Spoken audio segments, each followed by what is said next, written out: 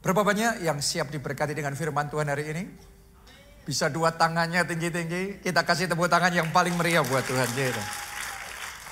Judul khotbah hari ini adalah Love Never Fails. Kasih tidak pernah gagal.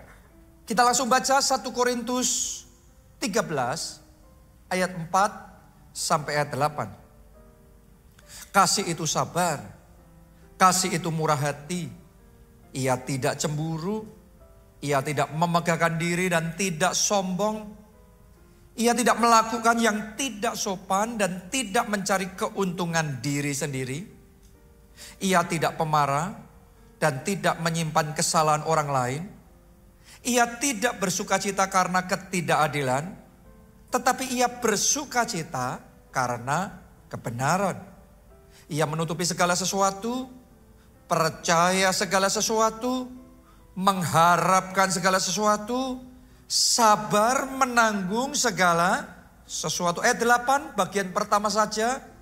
Kita baca bersama-sama dengan keras ya. Semuanya 1, 2, 3. Kasih tidak berkesudahan. Love never ends.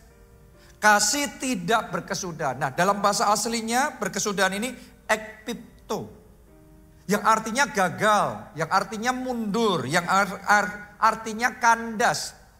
Nah, kalau kasih tidak ekpipto berarti kasih tidak pernah gagal. Love never fails. Kasih selalu berhasil. Kasih selalu berhasil membawa pemulihan di dalam hubungan, membawa damai sejahtera dan di dalam sukacita. Kasih selalu berhasil untuk menyegarkan, membaharui. Kasih selalu berhasil untuk mendatangkan hal-hal yang baik dalam hidup kita. Karena itu sementara firman Tuhan hari ini dibagikan, ayo buka hati lebar-lebar, biar kasih yang dari Tuhan memenuhi hati kita masing-masing. Amin. Bukan hanya kita tahu tentang kasih, tapi buka hatimu supaya hati kita penuh dengan kasih. Tahu ada air minum, dan minum air itu dua hal yang berbeda. Doa saya Anda bukan sekedar belajar tentang kasih, tapi Anda menerima kepenuhan kasih dari atas. Menerima kepenuhan kasih yang dari surga, kasih yang dari Tuhan memenuhi hati saudara. Sehingga hati kita adalah hati yang penuh dengan kasih Allah. Bukan cuma hati yang tahu ada kasih Allah, tapi hati yang penuh dengan kasih Allah. Because love never fails. Kasih tidak pernah gagal. Tidak pernah gagal untuk menarik hal-hal yang baik dalam hidup kita. Saya mulai yang pertama ya. Kasih tidak pernah gagal untuk menarik kebahagiaan. Kalau saudara mau dalam hidup saudara ada kebahagiaan, kuncinya adalah hatimu dipenuhi dengan kasih. Itu akan mendatangkan kebahagiaan yang sejati. Punya duit banyak tentunya happy. Wisata, kuliner tentunya happy. Happy dong, ada nggak happy? Happy dong, tapi happy-nya terbatas. Happy-nya sementara. Anda sekarang kenyang, makan enak, nanti akan lapar lagi. Benar apa tidak? Wisata kita happy, pulang wisata mendarat ke bumi lagi. Ya, punya duit banyak pun happy tentunya. Tapi berapa banyak Anda perhatikan, orang kaya juga stres. Karena sebenarnya kekayaan itu pertama kita dapat, wah kita senang banget. Tapi setelah itu hanya bertahan sesaat, Anda butuh dosis yang lebih besar. Anda butuh dosis yang lebih besar, wah luar biasa banget. Tapi akhirnya ya gitu, paling cuma angka nambah aja. Di tahap tertentu ya, kalau belum sampai di tahap tertentu, wah rasanya sampai kayak gimana. Tapi apapun itu, semua yang jasmani itu bisa membawa happiness, tapi terbatas. Doa saya happinessnya di hati saudara, bukan happiness yang sementara. Doa saya itu jadi sukacita permanen. Itu jadi kebahagiaan sejati. Dan itu terjadi ketika hatimu dipenuhi dengan kasih Allah. Boleh katakan amin. Tepuk tangannya yang paling meriah buat Tuhan kita. Amin.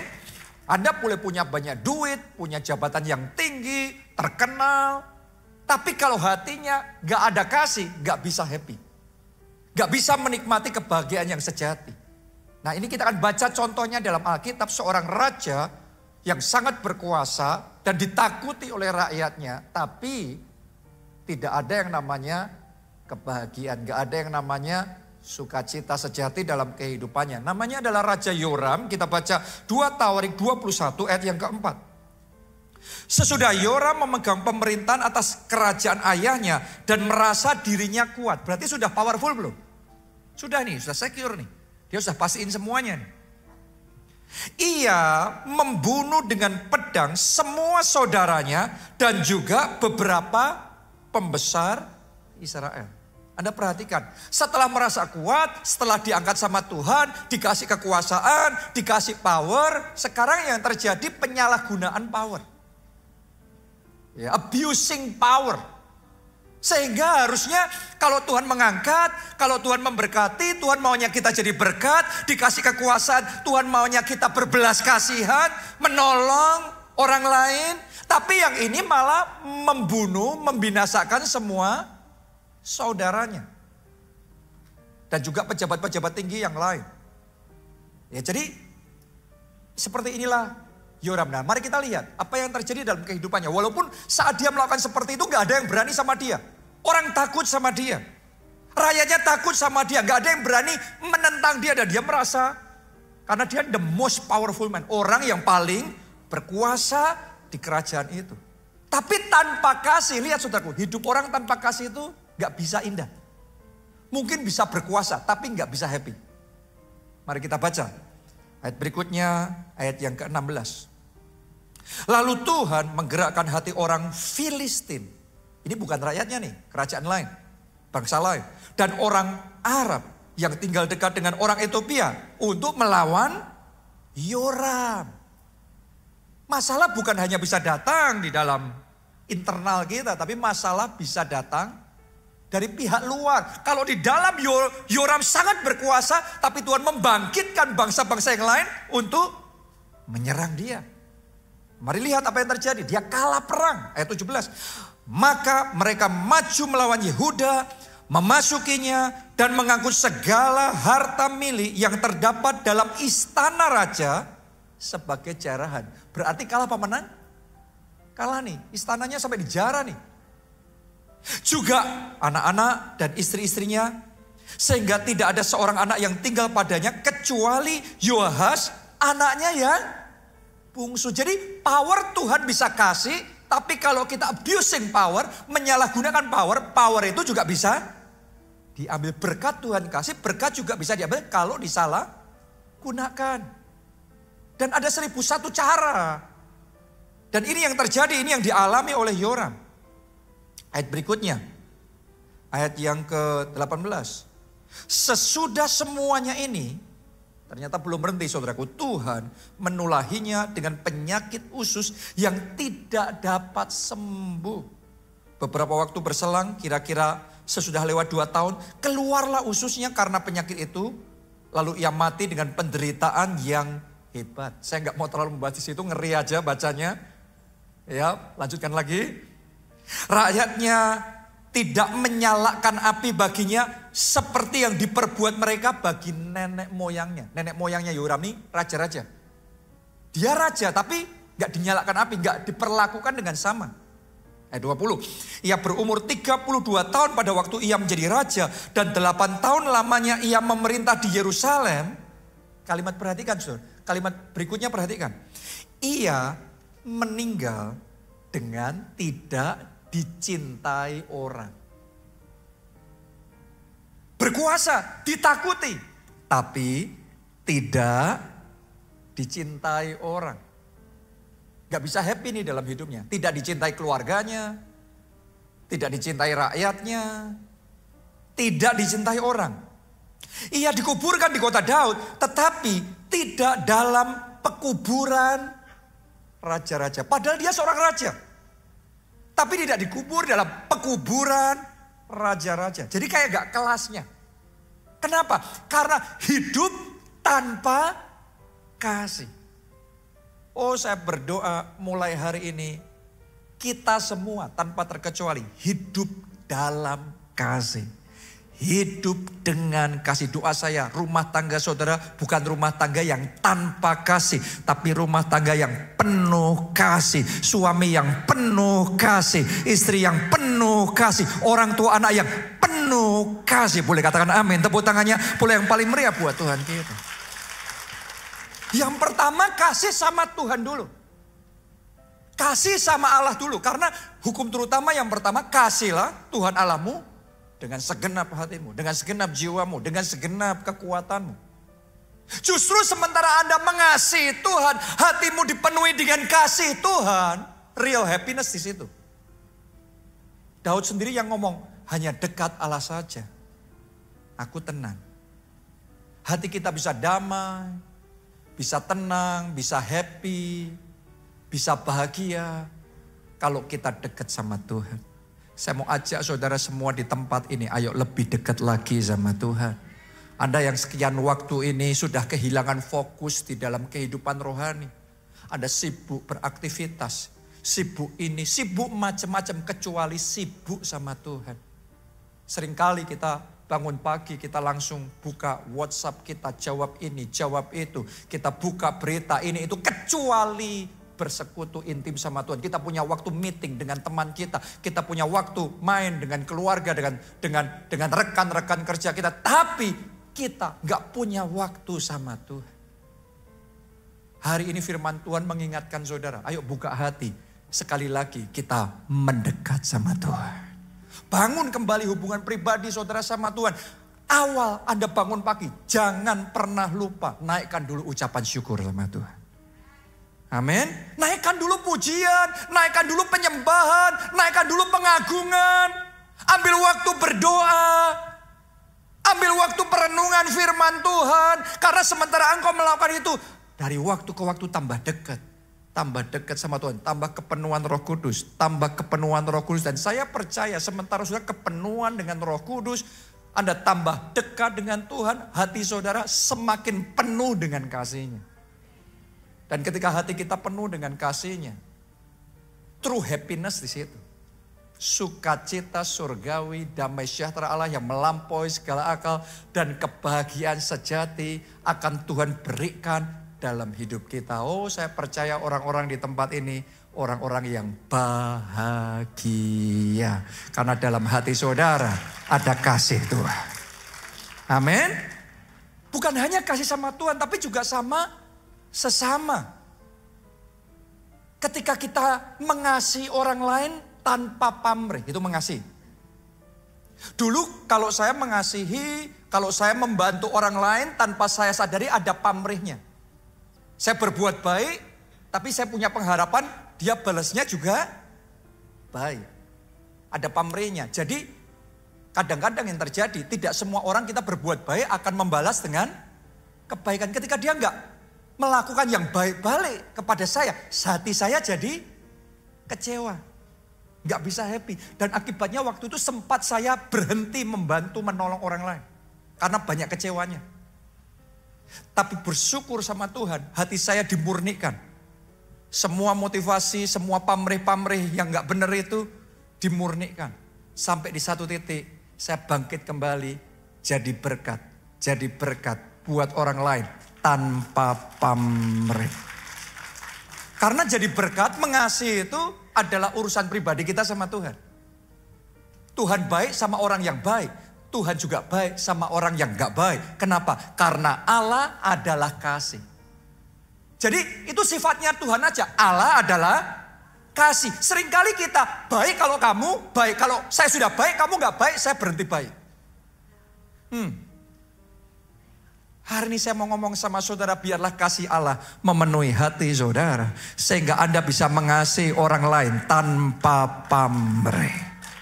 Amin. Orang baik sama saudara, Anda tetap baik. Orang gak baik pun, haleluya. Dan di situ hidup ini jadi ringan. Gak sama siapa-siapa nanti masalah, kecewa lagi. No. Kita jadi ringan. Sederhana karena kita melakukan semuanya untuk Tuhan. Hati kita jadi bahagia. Dalam pernikahan, dalam keluarga pun juga sama. Saya belajar dalam keluarga, kalau saya datang just come to bless. To be a blessing. Datang itu hanya untuk jadi berkat. Susah itu, that's it, itu aja. Kalau saya datang ke pertemuan keluarga, datang sama keluarga, sama sepupu dan lain sebagainya, pokok datangnya hanya jadi berkat. Kadang-kadang tanpa kita sadar kita itu punya mindset masing-masing, dan sebagian orang ketika datang di keluarga, terus kita mau ngatur keluarga kita maunya harusnya gini, harusnya gitu, gak boleh begini, gak boleh begitu. Dan seringkali itu yang menjadi konflik di dalam keluarga. Saya berhenti untuk melakukan itu. Saya datang hanya untuk jadi berkat.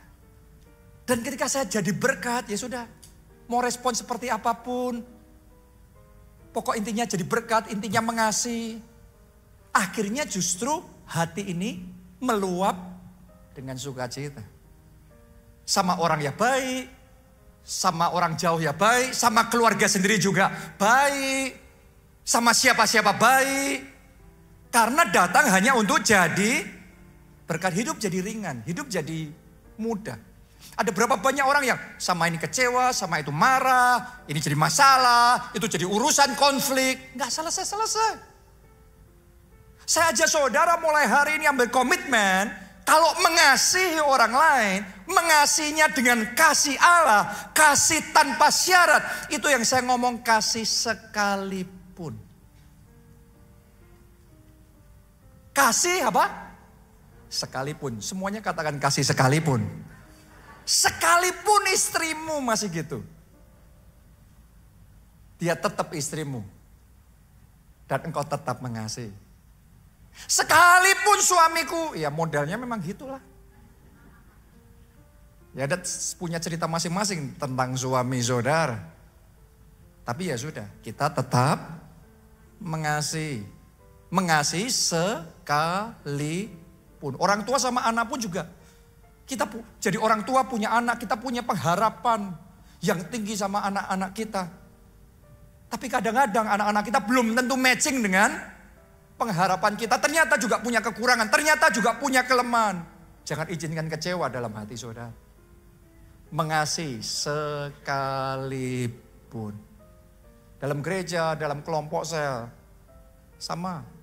Mengasihi sekalipun, karena dalam hidup bersama mungkin akan ada gesekan. Dalam melayani Tuhan bersama, para pelayan Tuhan di tempat ini, mungkin akan ada masalah. Yang ini gak enakan sama yang itu. Yang ini punya pemikiran yang beda, caranya beda, dan ini dan itu. Tapi kita mesti komitmen mengasihi sekalipun. Itu yang namanya mengasihi. Kalau mengasihinya kita dengan syarat A, syarat B, syarat C, syarat D. Nanti akhirnya susah banget mengasihi dan susah banget untuk happy. Kalau kita bisa mengasihi sekalipun, mau gini tetap mengasihi, mau gitu tetap mengasihi, nggak gini mengasihi, nggak gitu mengasihi. Mengasihinya jadi gampang, happy-nya jadi gampang. Oh, saya berdoa dalam hidup saudara bukan kecewanya yang gampang, bukan marahnya yang gampang, tapi mulai hari ini, happy-nya yang gampang, sukacitanya yang lancar, kebahagiaan sejati Tuhan berikan di dalam hati saudara. Tepuk tangannya mulai yang paling meriah buat Tuhan kita. Amin.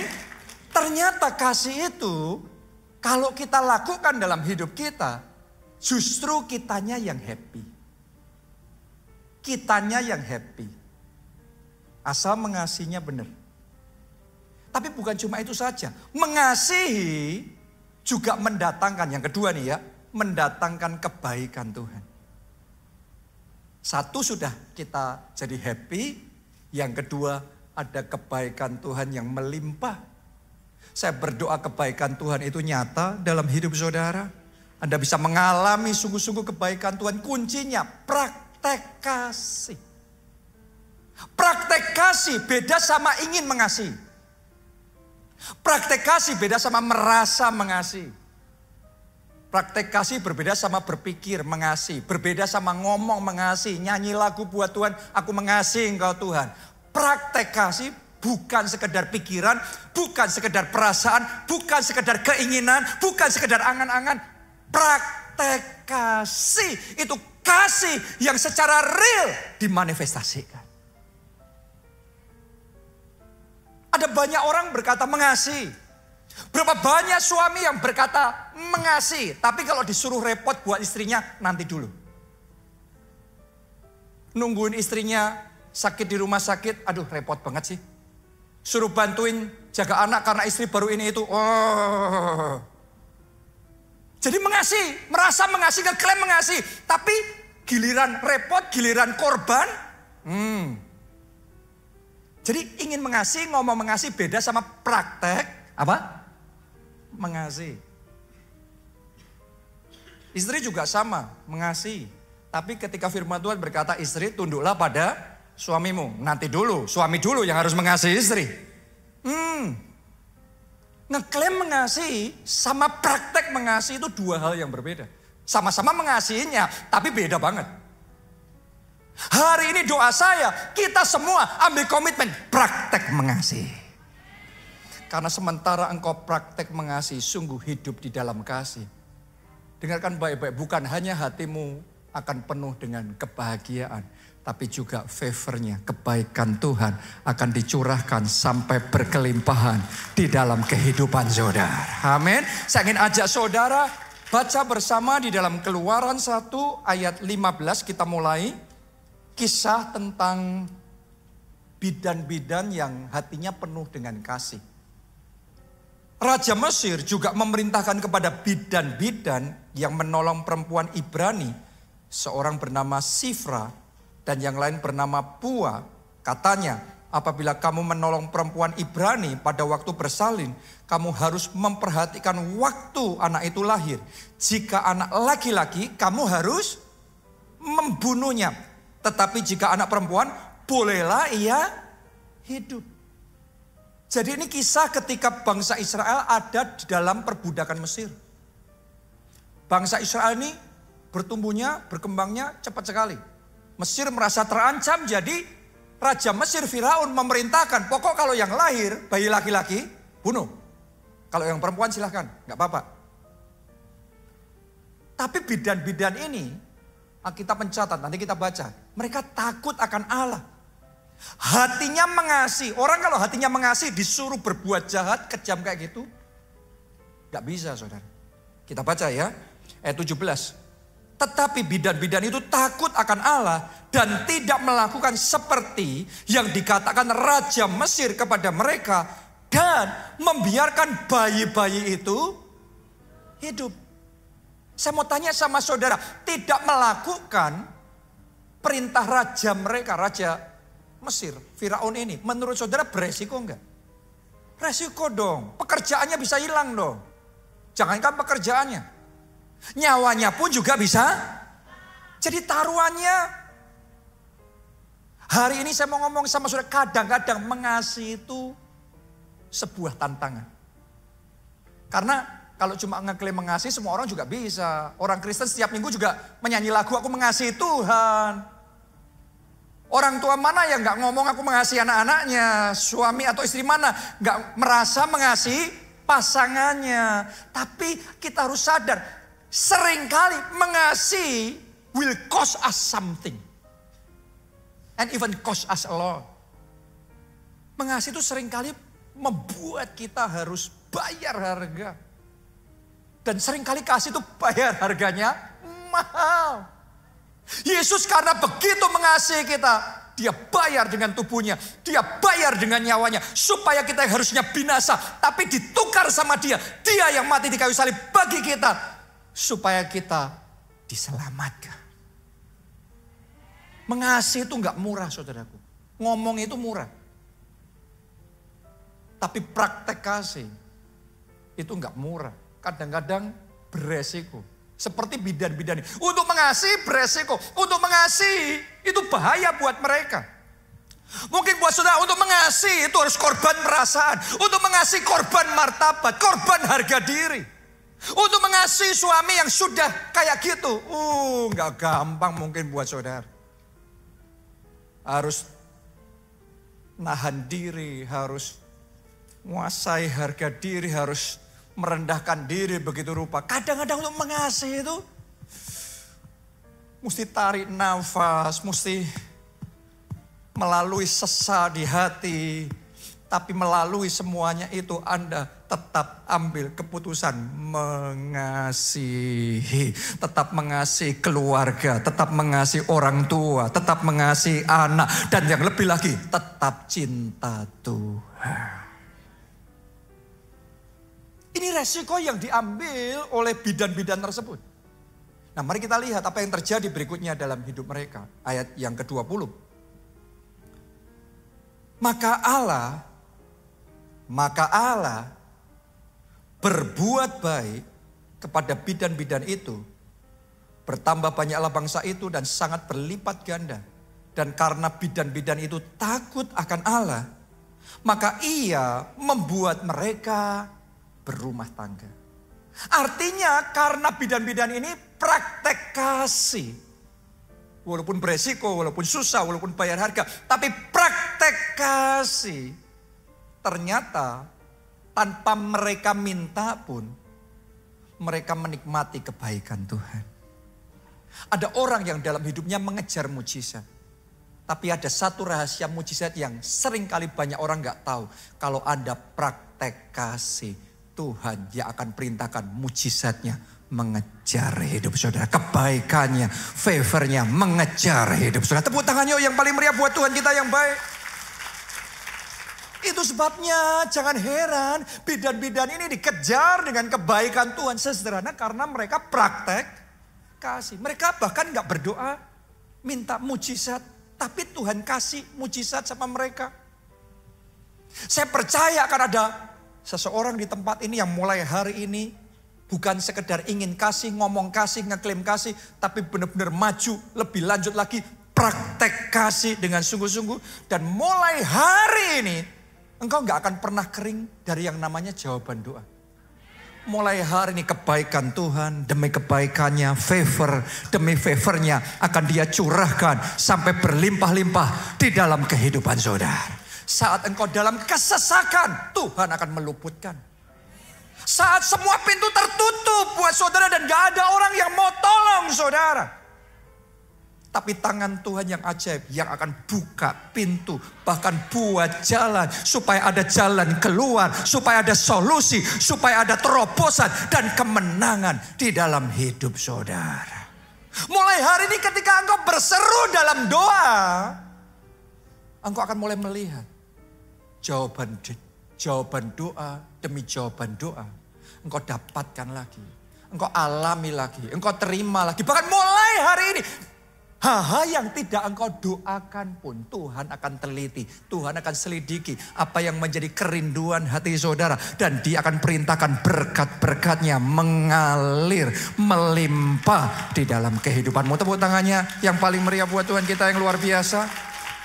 Dimulai dari praktek kasih. Ayo saya ingin aja saudara praktek kasih sama orang tua.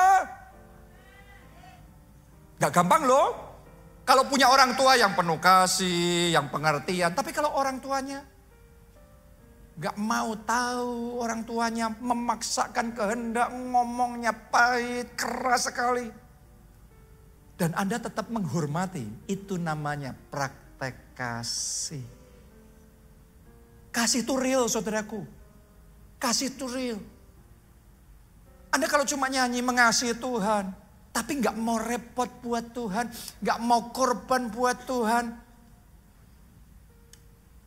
Beda antara praktek kasih sama nyanyi mengasihi.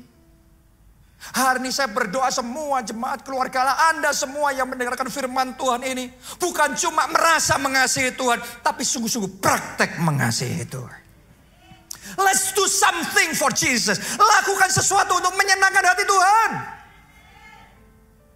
Jadi jangan membiarkan kasih saudara hanya sampai di perasaan. Mari do something, lakukan sesuatu. Sekalipun repot, sekalipun susah. Tapi kita lakukan itu buat Tuhan. Tadi kita baca kasih itu sabar. Nah masing-masing dari kita itu punya pembawaan sabar beda-beda ya. Kalau itu tidak diragukan lagi, anak masih kecil, belum belajar proses kehidupan pun, ada yang lebih sabar, ada yang lebih galak. Yang manapun itu bawaan saudara, tidak menghalangi kita tetap bisa belajar mengasihi dengan belajar lebih sabar. Saya sama Pak Obaja beda jauh. Pak Obaja itu bawaannya sabar. Kalau saya subur. Bawaannya saya lebih meledak-ledak, lebih gampang untuk marah. Tapi seringkali saya harus belajar. Ketika mengasihi, belajar untuk menguasai diri. Bahkan kalau sudah, orang kalau bawaannya nggak sabar itu saudaraku, kadang-kadang kita kepingin sabar pun, begitu ada dalam satu situasi tertentu langsung kita bereaksi kenceng, langsung marah dulu. Oke, itu kalau orang yang bawaannya sabar, ngalami situasi yang sama pokoknya sabar gitu aja deh. Tapi orang seperti saya langsung reaksi dulu. Tapi kalau saudara seperti saya paling tidak setelah ingat langsung belajar kuasai diri saudara. Sabar. Nggak gampang loh. Ada orang yang sudah ingat pun tetap diledak-ledakin amarahnya. Tapi kalau saudara mau praktek kasih dan Alkitab mau kasih itu sabar. Belajar. Walaupun nggak gampang untuk sabar buat saudara. Buat orang sebelah saudara gampang untuk sabar. Tapi buat saudara nggak gampang. Tapi kita belajar. Karena kita mau mengasihi, praktek kasih. Kasih itu murah hati. Kan sejak dari kecil anak-anak sudah kelihatan. Yang satu murah hati. Yang satu hemat. Bukan pelit ya, hemat saudara. Oke. Tapi yang manapun bawaan saudara, Anda nggak bisa tidak. Firman Tuhan ngomong, kasih itu murah hati. Belajar. Karena kita mau praktek kasih, bukan cuma ngeklaim kasih. Doa saya hari ini, kasih saudara semakin bertumbuh. Kasih kepada Tuhan, kasih kepada sesama. Kasih kepada sesama anggota kelompok sel, sesama pelayan Tuhan, sesama jemaat di tempat ini. Saya berdoa sama rekan kerja saudara, teman-teman saudara. Kasih kita semakin bertambah. Praktek kasih. Yang ketiga, kasih akan menarik jiwa-jiwa. Dan ini kunci penting untuk bisa terjadi pertobatan jiwa. Mungkin buat sebagian dari kita gak ambil pusing. Orang lain mau masuk surga, mau masuk neraka kan urusan sendiri-sendiri. Bukan urusan saya. Mungkin sebagian kita mikir gitu. Tapi Anda harus tahu, Bapak di surga mikirnya beda. Buat Bapak di surga, mereka-mereka jiwa terhilang. Itu juga anak-anaknya. Dan hati Bapak gak akan rela kalau anaknya binasa. Yang Bapak mau semua anak-anaknya bisa diselamatkan. Nah, untuk bisa menjangkau, menyelamatkan mereka butuh yang namanya kasih. Biarlah melalui kasih-Mu, kasih Allah yang melalui hidupmu, engkau mengalami kasih Allah, engkau membagikan kasih Allah, mereka merasakan kasih Allah. Dan karena itu mereka tersentuh, mereka terjamah, buka hati, terima Yesus, akhirnya diselamatkan. Jadi yang namanya bersaksi, menyelamatkan jiwa, itu bukan sekedar kata-kata kosong, bukan sekedar berdoa. Berdoa harus, ngomong harus. Tapi bukan cuma perkataan biasa, itu perkataan yang harus diisi dengan amunisi kasih. Dengan korban kasih. Itu perkataan yang bukan sekedar kayak ngajak orang. Itu tapi perkataan yang Anda harus mengisi perkataan itu dengan perhatian. Dengan korban kasih. Anda ngelihat kebutuhan mereka seperti apa. Dan di situ Anda bisa dipakai jadi alat Tuhan. Untuk melayani mereka. Anda dipakai oleh Tuhan. Untuk korban buat mereka. Sehingga mereka bisa merasakan kasih Tuhan melalui hidup kita. Dan karena itu mereka diselamatkan. Mari kita lihat teladannya Tuhan Yesus. Kita baca Matius 8 ayat yang pertama. Setelah Yesus turun dari bukit, orang banyak, bukan orang sedikit ya, orang banyak berbondong-bondong mengikuti dia. Ternyata dimanapun ada Yesus, Anda akan terus membaca ayat ini berulang-ulang dalam kitab Injil. Selalu orang banyak berbondong-bondong datang kepada Yesus. Kayaknya ada magnet gitu dalam diri Yesus. Jadi dia dimanapun orang nyari dia terus. Pertanyaannya, why? Kenapa? Apa rahasianya Yesus sehingga dia dimanapun dicari orang. Orang berbondong-bondong datang kepada Yesus. Saya percaya ada dua paling tidak. Nomor satu, karena kuasanya ajaib. Orang tahu kalau datang sama Yesus, yang sakit disembuhkan. Yang lemah dikuatkan, yang tuli mendengar, yang buta melihat. Dan berbagai macam mujizat keajaiban terjadi. Itu magnet kuasa. Dia punya. Karena itu orang banyak berbondong-bondong datang. Tapi yang sering kali orang gak sadari, lebih dari magnet kuasanya. Orang datang kepada Yesus karena magnet kasihnya yang lebih besar. Kok saya bisa ngomong begitu? Ayo kita baca dulu. Matius 8 tadi, sekarang ayat yang kedua dan ayat yang ketiga. Maka datanglah seorang yang sakit kusta kepadanya. Coba Anda bayangkan dulu, sakit kusta orang itu. Menular enggak sih? Menular ya. Anda bayangkan dulu nih. Lalu sujud menyembah dia dan berkata, Tuhan, jika Tuhan mau, Tuhan dapat mentahirkan aku. Saya mau tanya sama saudara, kenapa orang kusta ini ngomong jika Tuhan mau? Bukan jika Tuhan mampu. Dia ngomongnya mau, jika Tuhan mau, Tuhan dapat mentahirkan aku. Karena orang kusta ini sudah melihat pelayanan Yesus penuh dengan kuasa. Jadi dia yakin Yesus pasti mampu. Tapi orang mampu belum tentu mau. Orang kusta ini di budaya zaman itu dikucilkan. Masalahnya itu bukan cuma sakit penyakit. Masalahnya banyak sekali. Dan dia sudah mengalami penolakan demi penolakan. Sehingga dia ngerti. Orang mampu pun belum tentu mau menolong dia. Makanya dia datang sama Yesus ngomong, Tuhan, jika engkau mau, engkau dapat mentahirkan aku. Hari ini saya mau ngomong sama saudara, Tuhan yang Anda sembah. Yang pasti satu, dia mampu. Tapi lebih dari dia mampu, dia mau untuk menolong saudara. Dia mau memulihkan pernikahan saudara. Dia mau bekerja di dalam kehidupan saudara. Dia mau membuka jalan dalam hidup saudara. Dia mau mendengar dan menjawab doa-doa saudara. Anda yang bersuka cita, kita kasih tepuk tangannya yang paling meriah buat Tuhan kita. Mari kita lihat bagaimana cara Yesus melayani orang kusta ini. Karena untuk mampu butuh kuasa, butuh power. Tapi untuk mau butuh kasih. Ayat yang ketiga. Lalu Yesus mengulurkan tangannya, menjamah orang itu. Orang kusta itu saudaraku. Gak gampang loh ini yang dilakukan Yesus. Menjamah orang kusta loh. Dan berkata, aku mau. Jadilah engkau tahir. Seketika itu juga tahirlah orang itu daripada kustanya. Saya percaya hari itu dua kesembuhan dialami orang ini. Nomor satu secara fisik. Sakit kustanya sembuh. Karena Yesus mampu.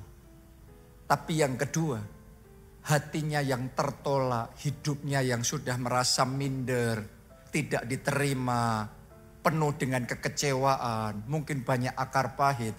Tapi hari itu kasih Allah melanda hatinya. Kasih Tuhan menjamah dan memulihkan kembali hatinya. Dia sembuh sakit penyakitnya, tapi jiwanya, hatinya juga dipulihkan dan disembuhkan oleh kasih-Nya yang ajaib. Boleh kita kasih tepuk tangan yang paling meriah buat Tuhan kita? Apapun yang saat ini sedang Anda alami di dalam kehidupan saudara, sekali lagi saya mau ngomong, Yesus mampu, Yesus mau. Kalau Yesus mau menjamah orang kusta ini, Yesus mau terlibat di dalam urusan keluarga saudara, di dalam urusan legal yang Anda sedang hadapi, di dalam urusan-urusan masalah kehidupan sehari-hari yang mungkin sangat merepotkan, tapi Yesus mau. That is ministries. Itu pelayanan Yesus. Itu yang namanya melayani. Itu yang namanya mengasihi. Dia korban. Itu yang namanya bersaksi. Itu yang namanya menyelamatkan jiwa. Yaitu apa? Korban. Karena nggak gampang. Yang dilakukan oleh Tuhan Yesus ini. Coba Anda lanjutkan pembacaan kita. Matius 4 ayatnya yang ke-24. Maka tersiarlah berita tentang dia di seluruh Syria dan dibawalah kepadanya semua orang yang apa? Buruk keadaannya, yang menderita berbagai penyakit dan sengsara, yang kerasukan, yang sakit ayan dan yang lumpuh, lalu Yesus menyembuhkan mereka. Kalau Yesus diundang ke istana sama konglomerat, sama pejabat tinggi, orang-orang terkenal, tempat yang wangi, bersih, enak. Tapi yang ditulis di sana, yang datang sama Yesus, semua orang yang buruk keadaannya. Ini Yesus ngurusin yang buruk-buruk kayak gini. Yesus harus melayani orang yang kerasukan setan. Coba aja saudara ngelayani satu aja yang kerasukan setan. Saya mau ngomong sama saudara ngurusin yang kayak gini. Menurut saudara gampang apa capek? Itu pelayanan, itu mengasihi. Itu yang dilakukan oleh Tuhan Yesus. Itu sebabnya Yesus ini magnet kasih, orang berbondong-bondong datang kepadanya karena kasihnya besar. Lanjutin baca lagi. Ayat yang ke-40, tolong pemain musik boleh ready. Maju ke depan. Ayat 40, ketika matahari terbenam. Berarti sekarang sudah sore, malam. Dia sudah seharian melayani orang-orang itu. Sekarang sudah sampai matahari terbenam. Semua orang gak mau ngerti. Orang tuh kalau kadang-kadang gak mau ngerti saudaraku ya. Yesus sudah seharian capek gak mau ngerti. Tapi inilah kasih Tuhan. Semua orang membawa kepadanya orang-orang sakitnya. Yang menderita bermacam-macam penyakit. Ia pun meletakkan tangannya atas mereka masing-masing. Dan menyembuhkan mereka. Yesus ambil waktu melayani mereka pribadi. Lepas pribadi. Anda yang ada di tempat ini, apapun masalah saudara, Anda tidak dilewatkan Yesus. Yesus akan melayani satu persatu. Dan doa saya setiap orang di tempat ini mengalami encounter, perjumpaan pribadi dengan Tuhan. Karena sungguh kasih-Nya itu yang mengubahkan kehidupan kita. Dengarkan baik-baik saudaraku. Tapi setelah Yesus lakukan semuanya itu, Dia mengasihi kita. Dia tidak mau kasih itu berhenti hanya sampai ke kita. Dia mau pakai kita untuk membagikan kasih-Nya. Karena masih banyak orang yang buruk keadaannya, buruk pernikahannya, buruk pekerjaannya, buruk masa depannya, buruk kesehatannya. Dan doa saya, kita jadi orang Kristen yang mengikuti teladan kasih Kristus. Memang repot ya pelayani, tapi ayo praktek kasih. Saya berdoa Anda mau dipakai oleh Tuhan melalui hidup saudara, orang-orang yang lemah dikuatkan dikuatkan kembali. Orang-orang yang sudah kehilangan pengharapan dan putus asa dalam hidupnya. Tapi Anda sediakan waktumu mendampingi dia, berdoa buat dia, mengencourage dia, menguatkan dia. Sehingga mereka yang terpuruk bisa bangkit kembali dalam hidupnya. Saya berdoa Anda mau dipakai oleh Tuhan untuk melayani orang-orang yang sedang dalam keadaan yang bahkan secara finansial habis, secara finansial hancur. Tapi mungkin yang bisa engkau lakukan tentunya sejauh dengan kemampuan masing-masing. Anda juga korban, bantu buka jalan buat orang itu, jadi berkat buat orang itu. That is ministry, itulah pelayanan, itulah kasih Tuhan yang dibagikan. Kalau saudara punya orang-orang yang teman-teman yang sedang sakit, saya berdoa Anda jadi tangan Tuhan yang terulur untuk berdoa sehingga kesembuhan bisa terjadi di dalam tubuh mereka. Saya berdoa melalui hidupmu, kasih Allah itu gak terkunci. Tapi kasih Allah dibagikan. Sehingga melalui semuanya itu, keluargamu dipertobatkan, teman-temanmu diselamatkan. Banyak orang menerima anugerah keselamatan. Siapa yang mau hidupnya dipenuhi dengan kasih Allah? Mari bangkit berdiri, semuanya bangkit berdiri. Anugerah yang terbesar pertama yang kita bisa dapatkan dari Tuhan, namanya adalah anugerah keselamatan. Karena apalah artinya engkau memperoleh seluruh harta di dunia kalau kehilangan jiwamu, kalau gak bisa masuk surga, kalau harus masuk neraka. Buat apa kekayaan itu? Saya mau ngomong sama saudara, lebih dari kekayaan, lebih dari kesembuhan, lebih dari kesuksesan, lebih dari jabatan, lebih dari apapun. Pastikan saudara dan seisi keluarga saudara terima anugerah keselamatan itu. Dengan cara buka hati, terima Yesus sebagai Tuhan dan Juru Selamat, maka dosa-dosamu diampuni. Dan engkau terima jaminan bisa masuk surga. Anda yang mau angkat dua tanganmu, ikuti doa ini. Tuhan Yesus, masuklah dalam hatiku, jadi Tuhan dan Juru Selamatku. Ampuni dosa-dosaku, selamatkan aku ya Tuhan. Mulai sekarang, hidupku ini milik Tuhan Yesus. Aku mau mengikut Yesus. Melayani Yesus. Seumur hidupku. Terima kasih Tuhan. Amin. Bisa kita kasih tepuk tangan yang paling meriah buat Tuhan kita. Alkitab berkata, barang siapa percaya dan dibaptis, ia diselamatkan. Jadi kalau ada di antara saudara sudah percaya Yesus tapi belum dibaptis, saya dorong saudara ambil keputusan dibaptis air. Anda bisa tanya nanti waktu pulang di sekretariat sana, di area keluar sana. Dan Anda daftarkan diri saudara untuk dibaptis air.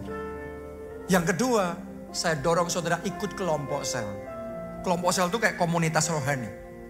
Ya sama seperti komunitas yang lain, kalau Anda tergabung dalam satu komunitas, biasanya untuk bidang itu Anda akan lebih maju. Dalam area rohani, kalau kita sendiri, dibandingkan kalau kita ada dalam komunitas orang-orang yang cinta Tuhan, yang semangat, yang menyala-nyala mau bertumbuh dalam Tuhan, maka pertumbuhan rohanimu akan lebih maju. Ayo komsel, ayo ikut kelompok sel.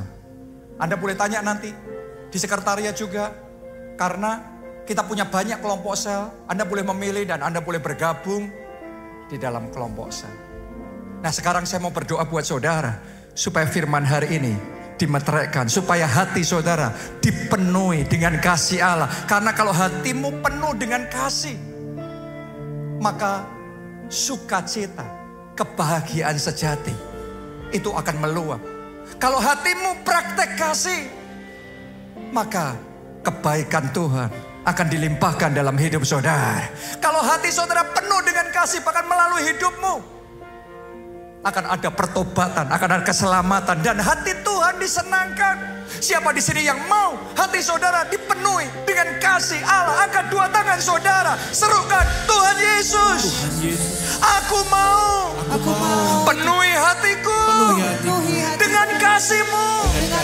Kasih agape, kasih tanpa syarat. Mari masing-masing semuanya berdoa sama Tuhan. Penuhi aku Tuhan dengan kasih-Mu. Kasih-Mu, kasih yang tanpa syarat, kasih sekalipun. Penuhi hatiku Tuhan, mampukan aku mengasihi sekalipun, mengasihi tanpa pamrih. Mampukan kami ya Tuhan. Kami butuh kasih-Mu Tuhan, kami perlu kasih-Mu. Kasih yang ajaib. Penuhi hati kami. Penuhi hati kami. Penuhi hati kami dengan Roh Kudus-Mu. Penuhilah ya Tuhan. Oh, ralabasyara, labalabasyara, labasyara. Kami perlu kasih-Mu mengalir kekuatan yang baru. Kekuatan yang baru. Pertolongan-Mu ya Tuhan. Pertolongan dari-Mu. Oh, ralawasyara, lawasyara, lawasyara, lawasyara. Jesus, Jesus. Terima kasih Tuhan Yesus. Mari bersama-sama kita katakan amin. Sekali kita tepuk tangan yang paling meriah buat Tuhan. Siapa di tempat ini juga diberkati dengan lagu yang tadi kita nyanyikan, pengharapanku itu.